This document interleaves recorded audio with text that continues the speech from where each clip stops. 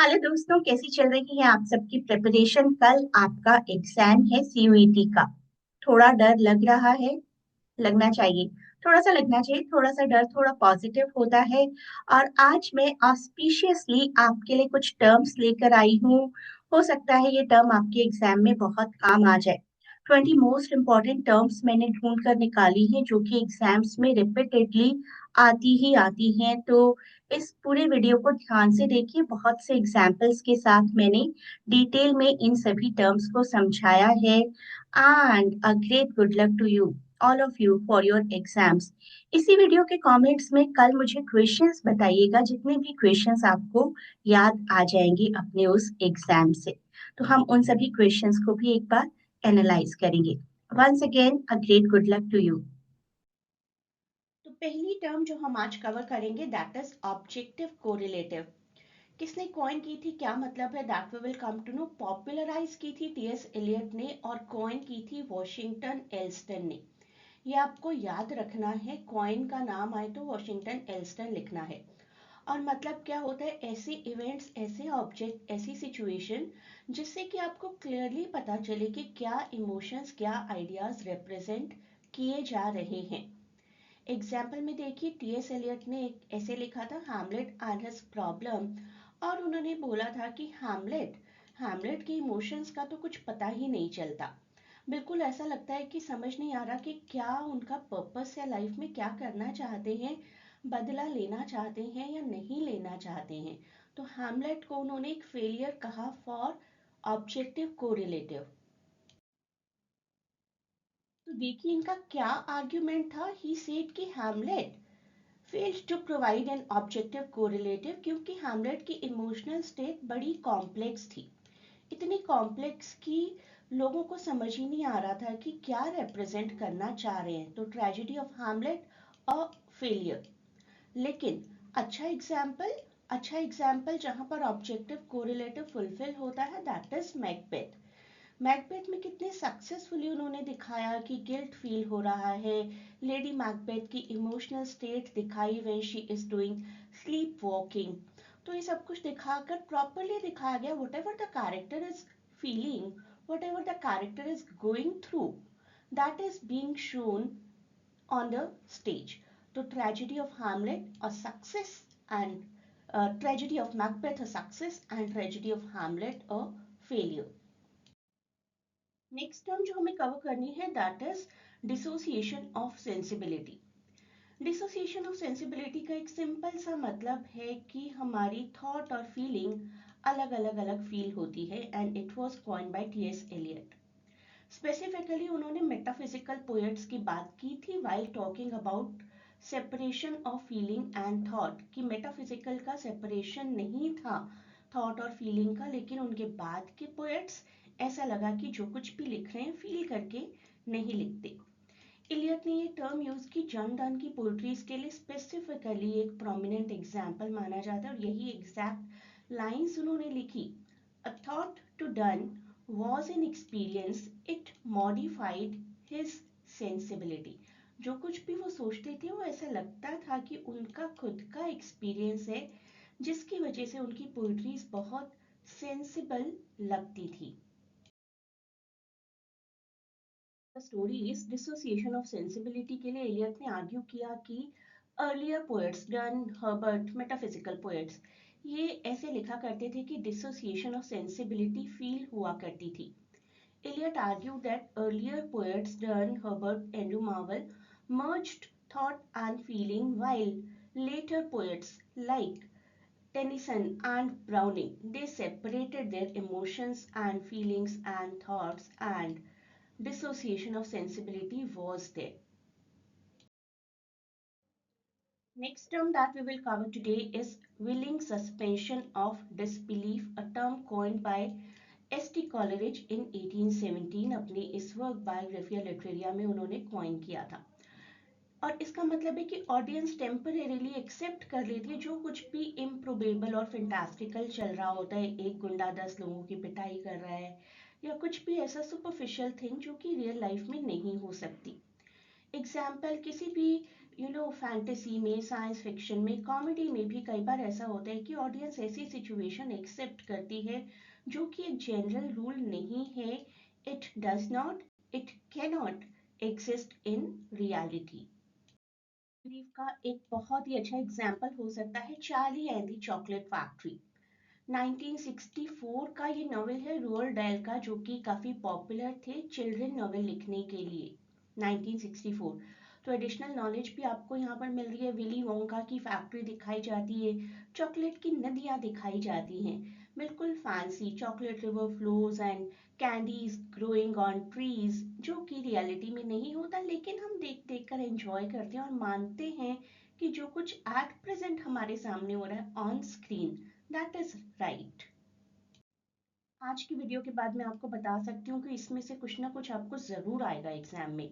Negative capability, जिसको कि John Keats ने डिस्क्राइब किया था, ability to embrace uncertainty, mystery and doubt without an irritable reaching after facts and reason, allowing for a deeper appreciation of beauty and truth.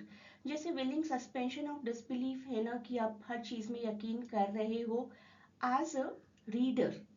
Negative capability is the capability of the writer, हर चीज में यकीन करवाना writer का काम है. तो when a man is capable of being in uncertainties, mysteries and doubts without any irritable reaching after fact or reason, आपका राइटर आपको कोई फैक्ट कोई रीजन नहीं दे रहा है और बहुत अच्छे से आपको जो भी समझा रहा है आप उसमें भी डीपली इन्वॉल्व होते चले जा रहे हो, राइट. कीट्स ने सबसे अच्छा कंसिडर किया कि शेक्सपियर ऐसे राइटर हैं जो हमें ऐसी ऐसी ऐसी राइटिंग्स देते हैं जिनमें अदरवाइज तो बिलीव नहीं किया जा सकता, अदरवाइज लगेगा हमें कि ये तो अनसर्टेन है, ये मिस्टीरियस है, ये डाउटफुल है, लेकिन हम उसको एम्ब्रेस करते हैं. थोड़ी सी बात करते हैं हैमलेट के बारे में.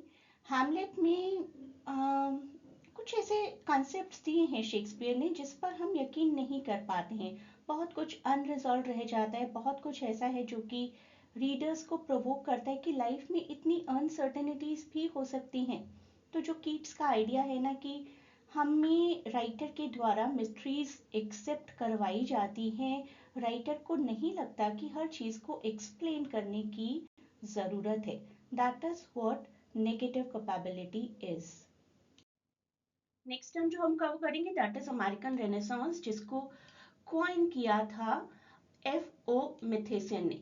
ये आपको याद रखना है नाम, मैं हाईलाइट करके अलग से आपको नाम दिखा रही हूँ. अमेरिकन रेनेसांस 1941 की बुक है, द सेम ईयर जब न्यू क्रिटिसिज्म की बुक आई थी. About American renaissance arts and expressions in the age of Emerson and Whitman. Book के टाइटल में कौन कौन से राइटर्स का नाम है, ये क्वेश्चन आ सकता है आपको. एक ऐसा पीरियड जहां पर बहुत ज्यादा चेंजेस आ रहे थे लिटरेरी आउटपुट में in the society of America. Literary voice थोड़ी सी स्ट्रॉन्ग हो रही थी. यू कैन से 1830 से 1860 तक का ये था एक period. This is the book के नाम में ही इमर्सन विटमैन है. Self reliance is an example by Ralph Waldo Emerson, scarlet letter by Nathaniel Hawthorne, Moby Dick by Herman Melville. इसके बाद representative men by the same writer Ralph, the house of the seven gables Nathaniel Hawthorne, Walden by Henry David Thoreau, leaves of grass by Walt Whitman. ये सारे works हैं जो कि American renaissance के time period के example हैं. अब हम बात करेंगे नाट्य शास्त्र की, जो कि इंडिया का एक की टेक्स्ट कंसिडर किया जाता है, रिटन बाय भारता मुनि. आर्ट्स के बारे में, डांस के बारे में, ड्रामा के बारे में इसमें बताया गया है. बहुत ही इंपॉर्टेंट टेक्स्ट हो जाता है हर लिटरेरी स्टूडेंट के लिए. This is the text with the detailed treatment of stage craft, music, dance, acting, I mean जितने भी लिटरेरी आर्टिस्टिक कंटेक्स्ट हो सकते हैं 200 BC से 200 CE के बीच में कहीं कंपोज किया गया होगा. टोटल 36 चैप्टर्स हैं एंड 6000 पोइटिक वर्सेस जो कि आर्ट्स को डिफाइन करते हैं. तो बहुत ही इंपॉर्टेंट है ये बुक आपके लिए. किसने लिखी थी, इसके अंदर क्या है, किसी भी तरीके के क्वेश्चंस आपको आ सकते हैं एग्जाम में. बाय भारता मुनि. जब नाट्य शास्त्र की बात हुई तो रसा की बात करना बहुत जरूरी हो जाता है. रसा एक important concept in Indian aesthetics कि क्या हमारा मूड इवोक होता है किसी भी वर्क ऑफ आर्ट को देखकर या पढ़कर। प्राइमरी 8 रसास बताए गए, श्रृंगार, हास्य, रौद्र, करुणा, विभत्स, वीर, भयानक, अद्भुत, और बाद में 9th रसा ऐड किया गया था, दैट वाज पीस। इसके बारे में भी थोड़ी सी बात जरूर करेंगे हम 9th रसा के बारे में। रसा का मतलब सिर्फ हमारा इमोशनल कम्युनिकेशन किसी भी वर्क के साथ पढ़ने के बाद या परफॉर्मेंस देखने के बाद जो हमें फील होता है, दैट इज रसा। हमारे 8 रसस, इसके बाद एक 9th rasa shanta rasa, that was added by the poet Udbhata, जो कि कश्मीर से बिलोंग करते थे, 8th सेंचुरी के पोएट थे। उन्होंने शांत रसा, ट्रैंक्विलिटी, पीस, ये ऐड किया इन while doing the commentary on नाट्य शास्त्र। अब बात करेंगे काव्य प्रकाशा की, which is a book written by Mammata. Mammata ji ने ये बुक लिखी थी काव्य प्रकाशा इन 11th सेंचुरी, जिसका मतलब है Kavya Prakasha, light of poetry, as simple as that. तो एक Sanskrit book written by Mammata, आपको नाम याद रखना है। इसमें बात की गई है कि काव्य किस तरीके से वर्क करता है, पोइट्री का साइंस आखिर है क्या। According to tradition, part of text was said to originally have been composed by Bharata. तो कुछ लोग ये भी कहते हैं कि भारता मुनि ने इसका कुछ पार्ट कंपोज किया है, जो कि हम जानते हैं, अभी अभी कवर किया, नाट्य शास्त्र के भी ऑथर रहे हैं। तो ये सब कुछ आपको बस याद रखना है। ममाटा 11th सेंचुरी के पोएट थे, काव्य प्रकाशा के राइटर थे, बॉर्न इन अ ब्राह्मणा family in Kashmir. Next one is ध्वनि अवलोका। ध्वनि अवलोका भी एक इम्पॉर्टेंट टेक्स्ट है, विच वॉज रिटन बाय आनंदवर्धना, की जो कुछ भी हम सुनते हैं ना, वो सिर्फ एक साउंड नहीं होता, उसका एक सजेस्टेड मीनिंग होता है, जो कि हम अपनी प्री नॉलेज के हिसाब से डिकोड करते हैं। तो ध्वनि is actually the suggestion in poetry, suggestion in any speech. तो जो कुछ भी हमें सुनाई देता है वो तो एक साउंड है, उस साउंड के साथ ही साथ हम मीनिंग को भी डिकोड करते हैं ना। तो एक लाइन देखिए, for example, the village on the Ganga. आप जब ये सुनते हैं तो this is not just a sound, literal meaning वो चेंज हो जाता है उस पूरी पूरी लाइन का। आपको सजेस्टेड मीनिंग जो है वो एक शांति प्रोवाइड कर सकता है। You can go into the historical sense of Ganga, एक ऐसी सेंस जो कि आपको काफी डिवाइन फील प्रोवाइड करती है। रीडर का अलग अलग इंटरप्रिटेशन होता है, मे बी विलेज को सोचकर the reader can be nostalgic, Ganga को सोचकर the reader can be very much nostalgic, और एक रिलीजियस फील भी आ सकता है। तो आपको कुछ फील हुआ while listening to just this sound, the village on the Ganga. एक और एग्जाम्पल लेकर चलते हैं, एक लाइन देखिए, the young lover gazed at the stars. Young lover था जो कि सितारों को देख रहा था। अब क्या क्या इमोशंस नजर आते हैं, longing, unfulfilled Dzire, idealisation of love. और स्टार्स क्या क्या सिंबलाइज कर सकते हैं, एक उम्मीद, एक होप, एक डिस्टेंस, एक अनअटेनेबल गोल। डीपर इमोशनल कनेक्शन होता है कुछ कुछ सेंटेंसेस को सुनकर, and that is not a word meaning kind of thing. इस वर्ड का मतलब देखें और समझे नहीं, उस वर्ड से क्या आप कनेक्शन पाते हैं, that is Dhvanyaloka. Next term is vakrokti. Vakrokti vakra plus उक्ति का एक कॉम्बिनेशन है। इंडियन लिटरेरी थियरी जो कि कहती है कि फिगरेटिव लैंग्वेज यूज की जाती है और इनडायरेक्ट एक्सप्रेशंस यूज किए जाते हैं पोइट्री में।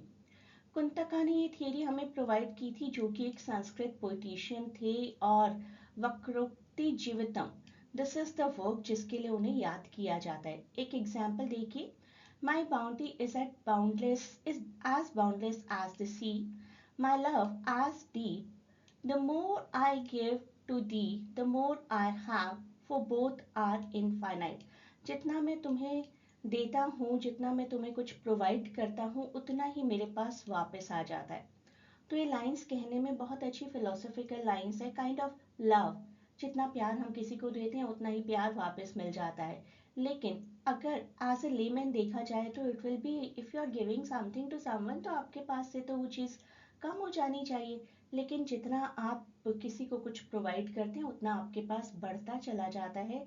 फिलोसफिकली एक वक्र उक्ति यानी कि वक्रोक्ति को इस्तेमाल किया गया है, फिगरेटिव लैंग्वेज को इस्तेमाल किया गया है। नेक्स्ट कॉन्सेप्ट इज रीति। रीति को हम इंग्लिश में कह सकते हैं style. Style, virtues, literary ornaments respectively. तो इंडियन पॉलिटिक्स में जो जो भी स्टाइल यूज किए जाते हैं बेसिकली, वामना के काव्य अलंकारा में सबसे पहला मेंशन किया गया था। रीति का एस्थेटिक्स का ही एक पार्ट है। Riti is the essence of kavya because style is the essence of kavya. Mode of expression क्या यूज किया गया है, that is what Vamana has told us. कई बार शब्द अलग हैं लेकिन उनके अर्थ अलग हैं। तो shabda riti focused on diction and artha riti focused on meaning. Next theory that we are doing is positivism. Positivism was something given to us by the philosopher Auguste Comte. उन्होंने emphasize किया कि हर चीज दुनिया में empirical है, scientific method यूज किया जाता है। तो a philosophical approach that asserts all authentic knowledge is either true by definition or based on some positive facts. Everything is factual. Medical diagnosis की बात कर लीजिए, हमें जो भी मेडिसिन दी जाती हैं, जो भी इंजेक्शंस दिए जाते हैं स्पेसिफिकली आफ्टर कोविड, तो एक प्रॉपर डायग्नोसिस किया जाता है, सिम्टम्स को ऑब्जर्व किया जाता है, टेस्ट रिजल्ट्स को देखा जाता है, लॉजिकल रीजनिंग के बाद ही हम तक कोई चीज़ पहुंचती है। That is what positivism is and propagator is Auguste Comte.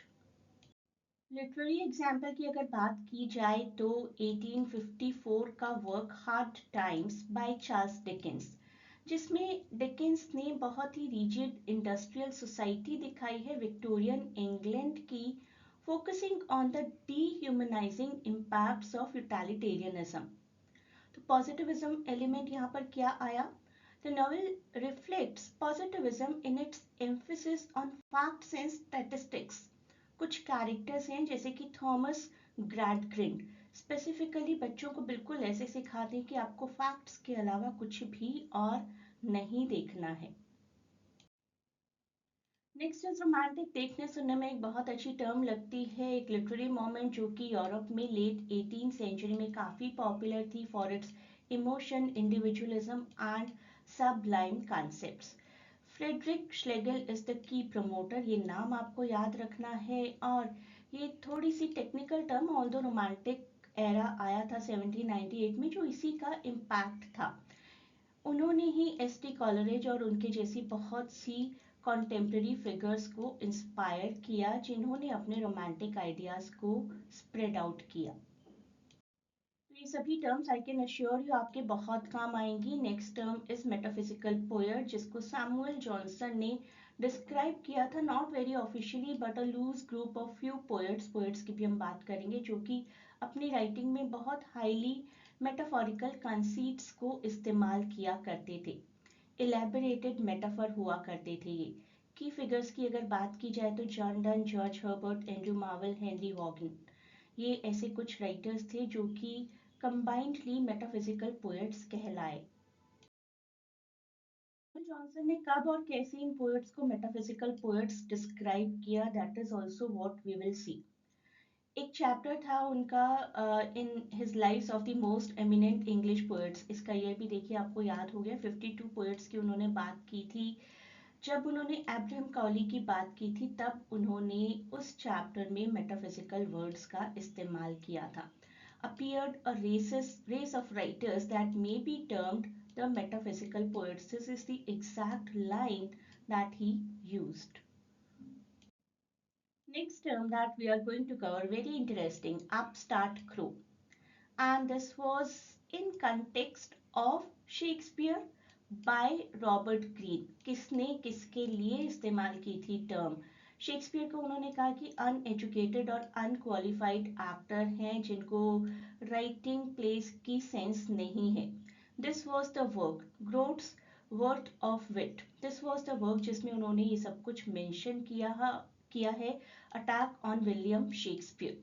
Upstart crow नाम का एक ब्रिटिश सिटकॉम भी है, आपकी एडिशनल इंटरेस्टिंग नॉलेज के लिए मैं आपको बता रही हूँ, और काफ़ी पॉपुलर है।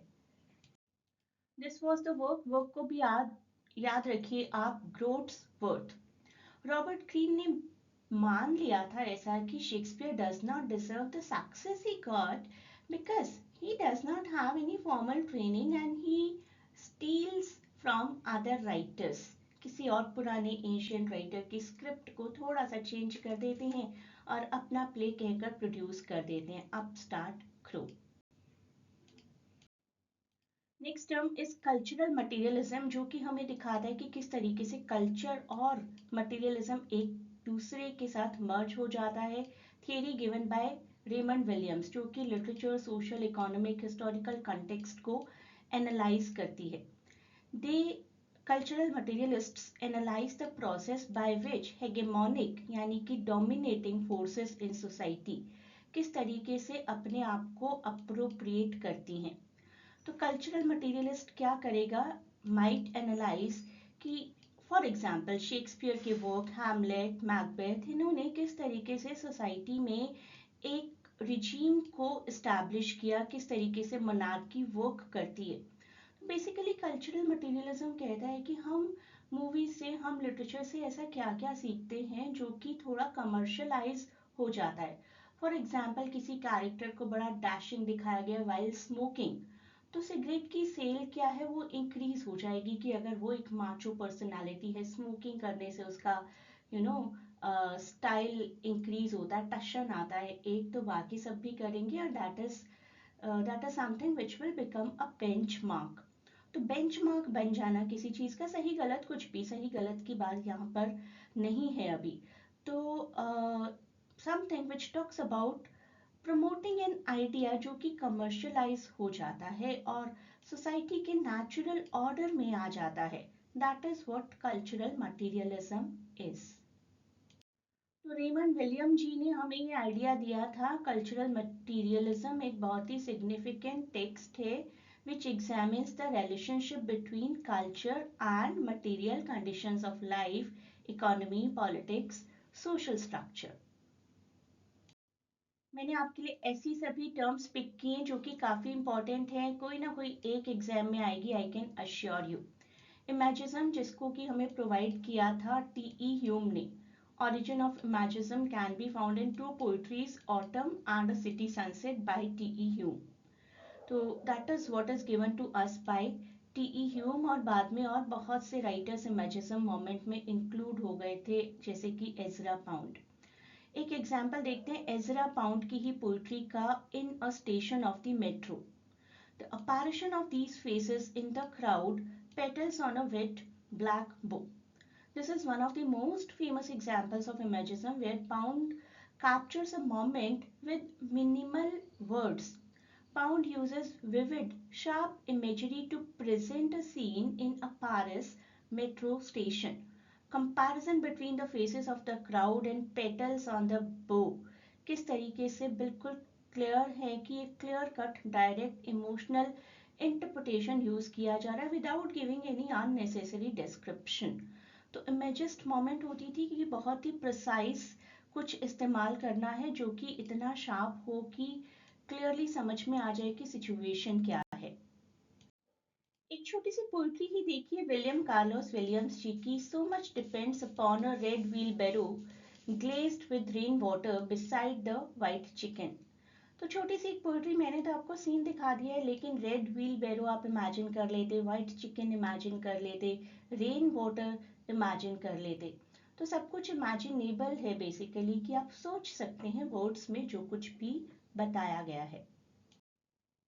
नेक्स्ट टर्म जो हम कवर करने जा रहे हैं दैट इज इमेजिन्ड कम्युनिटीज, और ये टर्म हमें दी है बेनेडिक्ट एंडरसन ने, जिन्होंने कहा कि बहुत सारी फीलिंग्स ना हमें सिर्फ फील करवाई जाती हैं और माना जाता है कि हम उस कम्युनिटी का एक पार्ट हैं, दैट इज नॉट जियोग्राफिकल।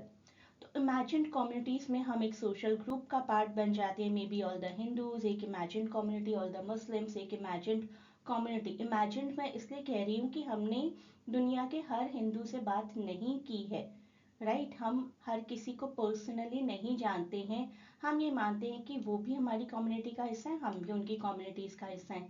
एक मुस्लिम विल थिंक कि वो भी एक पूरी मुस्लिम कम्युनिटी का हिस्सा है और बाकी सब भी जिनसे वो नहीं मिले हैं। तो book was first published in 1983 और री इशू किया गया था इसको 1991 में। एक और रिवाइज्ड एडिशन है 2006 का। So this was the book by Benedict Anderson, Imagined Communities, Reflections on the Origin and Spread of Nationalism। तो हम अपने आप को कहीं ना कहीं किसी ना किसी नेशन का हिस्सा पाते हैं, right? Feeling of belonging to a nation despite never meeting most fellow citizens. कितने लोगों से आप मिले होंगे आज तक? 100 से, 1000 से, 10,000 से, उससे ज़्यादा तो नहीं, पूरी पॉपुलेशन से तो नहीं मिले ना अपनी सो कॉल्ड कंट्री की। तो हम जानते हैं कि इनका सेम कल्चरल एक्सपीरियंस है, सेम न्यूज़पेपर पढ़ते हैं, सेम इवेंट्स देखने जाते हैं, हम इनसे बिलोंग करते हैं। We do have the same nationality. Next is a term the horizon of expectation. एक लिटरेरी थियरी जो कहती है कि जैसा हम सोचते हैं, जैसा हमारा बिहेवियर होता है ना, वही इन्फ्लुएंस हम एक्सपेक्ट करते हैं, वही इंटरप्रिटेशन करते हैं किसी लिटरेचर की। This was given by Hans Robert Jauss. Reception theory भी कह सकते हैं हम इसको, जिसमें हम अपनी प्री एग्जिस्टिंग नॉलेज के हिसाब से, अपने कल्चरल नॉर्म्स के हिसाब से किसी लिटरेरी वर्क को शेप अप करते हैं। एग्जाम्पल देखिए, एक रीडर जो कि 21st सेंचुरी से है, शेक्सपियरियन प्ले को डिफरेंट तरीके से अंडरस्टैंड कर सकता है, कह सकता है कि ऐसी लैंग्वेज थोड़ी इस्तेमाल की जाती है नॉर्मल बातचीत करने में, कैसे सोशल नॉर्म्स दिए गए हैं, कहीं गोस्ट भी आकर आपको कुछ बताता है, ड्रामेटिक कन्वेंशंस उस रीडर को समझ में नहीं आती, जो कि 16th सेंचुरी में काफ़ी पॉपुलर रही होंगी। Next is strategic essentialism, which was given to us by Gayatri Chakravarti Spivak। एक पोस्ट कॉलोनियल थियरी है जो कि सजेस्ट करती है कि मार्जिनलाइज्ड ग्रुप में strategically essentialise their identity in order to gain political power. तो मार्जिनलाइज्ड ग्रुप जिसको ज़्यादा इंपॉर्टेंस नहीं दी जाती, वो भी अपनी पावर दिखाने की कैपेसिटी रखते हैं और वो स्ट्रैटेजी क्रिएट कर सकते हैं। सबाल्टर्न से काफ़ी मिलती जुलती ये थियरी है, given by the same person, Gayatri Chakravorty Spivak. Temporary adoption of essentialist identities like women or black as a political strategy for marginalized group to mobilize and achieve special goals while acknowledging the dangers of essentializing identities।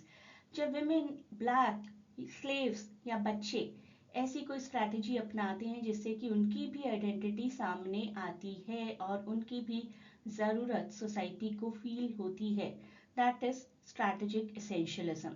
Example देखिए, feminist moment, सभी feminist moment strategic essentialism का ही एक part है, because they are mobilising the identity of women to fight for equal rights even while acknowledging that women are not a so-called powerful group that are very significant in the society, at least while fighting। Fight तो हो ही इसलिए रही है ना क्योंकि उनकी significance नहीं थी। तो एक स्ट्रैटेजी बनाना अपनी सिग्निफिकेंस को प्रूव करने के लिए, that is strategic essentialism by Gayatri Chakravorty Spivak. आज की वीडियो के लिए इतना ही। आप में से कोई भी यूजीसी और मास्टर्स की क्लासेस ज्वाइन करना चाहता है तो व्हाट्सएप या टेलीग्राम के थ्रू कांटेक्ट कर सकता है। The links will be given in description. Videos cover करते रहेंगे, फर्दर वीडियोस, और ये पूरा सब्जेक्ट हम डिटेल में कवर करने वाले हैं। बाद में मैं आपको पीडीएफ की अवेलेबिलिटी के बारे में भी बता दूंगी। ये है वो पूरी प्लेलिस्ट, इसको ज़रूर कवर करिए। एट प्रेजेंट 32 वीडियोस हैं इसके अंदर और इनसे ही आपकी प्रॉपर रिवीजन हो जाएगी, क्योंकि एमएच एब्राहम्स की ये बुक सबसे इम्पॉर्टेंट बुक मानी जाती है लिटरेरी एस्पायरेंट्स के लिए। इसके साथ ही साथ मैंने सेम प्लेलिस्ट में 101 लाइनर्स भी ऐड किए हैं और ये मॉक टेस्ट का जो सोल्यूशन मैं आपको प्रोवाइड कर रही हूँ ये भी इसी प्लेलिस्ट में है। तो टोटल 33 वीडियोस हो जाएंगे आपके आज के इस वीडियो के बाद, जो कि आपके बहुत बहुत बहुत काम आएंगे एग्जाम्स में। आज के कंसेप्ट से रिलेटेड कोई भी अगर आपको ट्रबल है तो आप कमेंट में पूछ सकते हैं। अगेन आस्किंग यू, चैनल को सब्सक्राइब करना ना भूलें।